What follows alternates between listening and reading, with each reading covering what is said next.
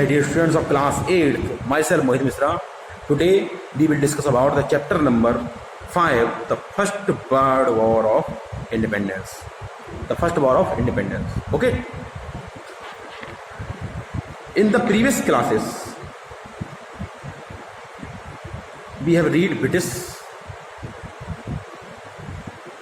political, economic, social and religious policies brought discontentment among all sections of Indian society. आप लोग पढ़ चुके हैं पहले कि इंडिया जो थी ब्रिटिश पीरियड के अकॉर्डिंग आ चुकी थी, जिससे वो अपनी हिंदुस्तान की पॉलिटिकल, इकोनॉमिक, सोशल और रिलीजियस पॉलिसीज़ को पूरी तरह से चेंज कर रही थी. During this intervening of 100 years 1750 से लेकर 1857 तक सच ए डिसकंटेंटमेंट वाज मैनिफेस्टेड. कुछ डिसकंटेंटमेंट हुआ and in series of revolts. किसके? सीरीज ऑफ रिवोल्ट्स के बीच में. उनमें से कुछ सम जो थे स्पोरेडिक थे, अचानक हुए, और सम थे ऑर्गेनाइज. क्यों हुए थे भैया? To overthrow the oppressive British colonial regime. किन के लिए? जो ब्रिटिश के जो कॉलोनियल रिजाइम था उसको ऑपरेशन करने के लिए, उसको हटाने के लिए. ठीक. From the 19th century onwards, 19वीं शताब्दी में the British captured many states of India. British government ने, अंग्रेजों ने भारत के कई सारे स्टेट्स को कैप्चर कर लिया through their various policies of annexation, अधिकार वाली, and diplomacy such as paramountcy, subsidy alliance and doctrine of left. कौन सी? पैरामाउंटेसी, अपनी जबरदस्ती अधिकारी कर ली, सब्सिडी अलायंस कुछ समझौते करके, और डॉक्ट्राइन ऑफ लेफ्ट हड़प करके, जिनके कोई लड़का नहीं हुआ और लड़की है या फिर कोई संतान नहीं हुई तो उनको मरवा दिया. और क्या हुआ? उनके बाद उनकी जितनी भी जमीन है उसको कैप्चर कर लिया. About which we have read with the enforcement of such policies the power of the local rulers was curbed. इसमें लोकल रूलर्स की जो पावर थी खत्म कर दी गई. Their armed forces were banned, उनकी आर्म फोर्सेस थी बैंड कर दी गई. And English residents were stationed in the their capital as English agent. और इंग्लिश के स्टेशन जो थे उनको कैपिटल बना दिया गया और इंग्लिश एजेंट की तरह काम करने लगे. The revenue of these rulers were taken away along with their territories. उनका जो रूलर्स का जो रेवेन्यू था उनको ले लिया गया अलॉन्ग विद उनके टेरिटरीज के साथ. इस फेज में many of the native ruling classes tried to appease the British company officer and some tried to negotiate with them to protect their political interest. इनमें से कुछ जो रूलर्स थे इंडिया के, वो सेंट्रल जो ब्रिटिश गवर्नमेंट उसको प्रसन्न करने के लिए काम करने थे, और कुछ इनमें से नेगोशिएट करने में भी हेल्प हो जाती, कुछ कर लेते थे. एक case in point was the battle of succession in Jhansi and Kanpur. एक बैटल ऑफ सक्सेशन होता है झांसी और कानपुर में. झांसी में होता है Rani Lakshmibai of Jhansi requested the company to recognise her adopted son the legal heir after the death of her husband. Rani Lakshmibai ने अपने अडॉप्टेड जो दत्तक पुत्र था उसको अपना उत्तराधिकारी घोषित कर दिया उनके पति की मृत्यु के बाद. The adopted son of Peshwa Bajirao second, Nana Saheb of Kanpur, also asked the British government to continue giving her father's pension after his father's death. Peshwa Bajirao second ने नाना साहब की मृत्यु के बाद उन्होंने बताया कि हमें अपने पिता की पेंशन मिलनी चाहिए. But the company turn down these request with annoyed and respective ruler immensely. उन्होंने क्या किया कि जो रिस्पेक्टिव रूलर्स थे उनको बहुत तेजी से नाराज कर दिया. फिर क्या हुआ? The annexation of Awadh by Lord Dalhousie in 1856 created general dissent all over the India. जो अवध का जो एनेक्सेशन था लॉर्ड डलहौजी द्वारा 1856 में किया था, वो उसने बहुत सारा डिसेंट ऑल ओवर इंडिया में क्रिएट किया, यानी बहुत से हिंदुस्तान के लोगों में नाराजगी हो गई. एंड फिर क्या होता है बेटा? Awadh was annexed by Dalhousie on the pretext of freeing the people of Awadh from the misgovernance of the Nawab and the operation of Talukdar. ये किस लिए किया गया था कि उन्होंने एक आरोप लगाया था कि अवध का जो नवाब है वो अवध की जनता पर ज़्यादा दमनात्मक कारीगरी कर रहा है और उनको अपनी गद्दी पर बैठने का कोई भी अधिकार नहीं है, और तालुकदार जो थे उनको ऑपरेशन कर दिया। दिस एनेक्सेशन जो था along with other created panic among Indian rulers, जो यह इंडियन रूलर्स में पैनिक क्रिएट कर दिया। फिर क्या हुआ? After subduing the local rulers, British company now begin to dream of ending the Mughal dynasty. फिर ब्रिटिश कंपनी जो थी मुगल डायनेस्टी की एंडिंग के लिए देखने लगी, सपना देखने लगी। They remove the name of Mughal king from the coins minted by company. फिर उन्होंने क्या किया? कंपनी के द्वारा जो नाम थे मुगल के किंग के वो हटा दिए गए। Next in 1849 governor general Dalhousie announced after the death of Bahadur Shah Zafar the family of emperor would be shifted out of the Red Fort and given another place in Delhi to reside finally.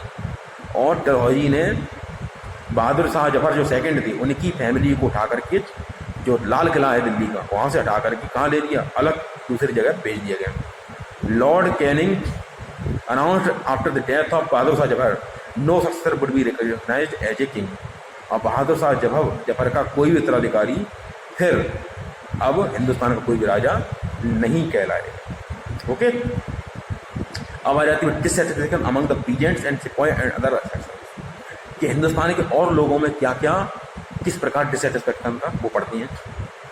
The economic exploitation of the country पर British through the introduction of new land revenue system and the destruction of trading, weaving, handicraft and other industry left the entire country improvised.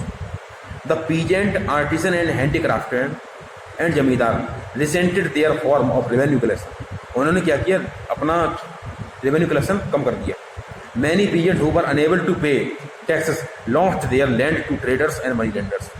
जो किसान अपने पैसे नहीं दे पाते थे उनको उन्होंने अपनी ज़मीन खो दी। किनके द्वारा? ट्रेडर्स के द्वारा और मनी लेंडर का, उन्होंने छीन ली। Many zamindar also lost their zamindari as they also could not meet the high revenue demand of the company. बहुत सारे जमींदार जो थे उन्होंने भी अपनी जमींदारी खो दी क्योंकि वो कंपनी का बड़ा पैसा जो मांग रही थी कंपनी वाले उनको नहीं दे पाए। फिर क्या हुआ? The education the peasant and artisan on the other hand were so improvised. जो पीजेंट्स थे, आर्टिसन थे, on the other hand were so improvised थे that 12 major and minor famine raged throughout the country between 1770 से लेकर 1857 के बीच में 12 बहुत बड़े फैमाइन आए। फिर क्या हुआ? फैमाइन मीन्स अकाल।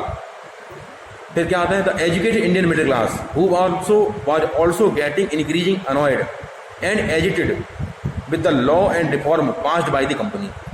जो मिडिल क्लास पढ़ा लिखा है वो भी कंपनी के जितने भी लॉ पास किए जा रहे थे जो दमनात्मक थे, बेकार थे, उनके खिलाफ गुस्से में था। The administrative setup with the British was such the well paid and higher administrative job bent only to Europeans. जो इंडियंस चाहे कितने पढ़े लिखे हों लेकिन जो अच्छी वाली नौकरशाही वाली वो थी जॉब्स वो केवल और केवल ब्रिटिश लोगों के लिए थी। Okay, and Indian got only low paid jobs, और कम पैसे वाली जॉब्स ही इंडियंस को मिलती थी। Despite being educated and equally qualified, हम लोग यार उनसे ज़्यादा पढ़े लिखे हों या बराबर पढ़े लिखे हों लेकिन तब भी हमें कम ही मिलता था। Many Indian sipahi who were recruited company's army also dissatisfied, जो कंपनी के आर्मी द्वारा रिक्रूट किए गए थे वो भी डिससेटिस्फाइड थे। They were treated with contempt and hated in the British army dominated by British officers. वो उनको घृणा की स्थिति से और डोमिनेटेड ब्रिटिश ऑफिसर्स थे उनके द्वारा बहुत ज़्यादा परेशान किए जाते थे। Okay students, even though sipahi were good as their British counterparts, यद्यपि ब्रिटॉय इंडियन के सिपाही थे वो ब्रिटिश काउंटर पार्ट में बहुत ज़्यादा अच्छा करते थे। दे वर पेड लेस, फिर भी उनको पैसे कम दिए जाते थे। एंड ऑलमोस्ट लिटिल और नो मनी, ठीक है, और no prospect of professional growth. No Indian sipahi could rise higher rank from the rank of subedar with a maximum salary of only 70 to 80 rupee per month. उनकी मैक्सिमम सैलरी 70 से 80 रुपये प्रति महीने से ज़्यादा नहीं है। The British also force to sipahi to crave against their caste and religion affiliation. British लोग जो थे उनको फोर्स करते थे सिपाहियों को to go against the caste, अपने कास्ट के और religion. During this time it is believe that the people went across sea, जो लोग समुद्र के पास जाते थे, they would lose their caste and religion, वो अपना कास्ट और रिलीजन छोड़ देंगे। सो when in 1824 the सिपाही of the 47 regiment of the barrack को refused to go Burma through sea route से जाते हुए बर्मा ने उन्होंने रोक दिया था। Though they were very ready to follow the land route, the company officer got enraged, उन्हें भेजा गया। The regiment was disband, regiment जो डिसबैंड कर दिया, sipahi were punished and hanged, और पनिश किया गया और उनको फांसी पर चढ़ा दिया गया। To suppress this issue further, a law was passed in the 1857 that every सिपाही who took employment with the company had to agree to oversee if required, and no foreign service allowance भत्ता would be paid for serving in Sindh and Punjab, कि सिंध और पंजाब में अगर कोई जाता है तो फॉरेन अलाउंस नहीं दिया जाए, और जो कोई कंपनी में जाएगा उसको पूरा का पूरा दिया जाएगा। ठीक है, फिर क्या हुआ? They now had to pay higher taxes. फिर क्या हुआ? Their family land and moreover the displaced courtly officials of the world, including Talukdar, including people of the state, and opposed British regime. फिर क्या हुआ? सिपाही ने क्या किया कि उन्हें फॉरेन रूल के अकॉर्डिंग उनको ना तो पैसा मिला और ना ही उन्हें अपने लोगों ने रखा, तो उनकी स्थिति बहुत ज़्यादा खराब हो गई जो लोग बर्मा वगैरह गए थे। ओके, तो आज के लिए हम इतना ही पढ़ेंगे, बाकी का पढ़ेंगे कल। तब तक के लिए बाय बाय। Okay, bye.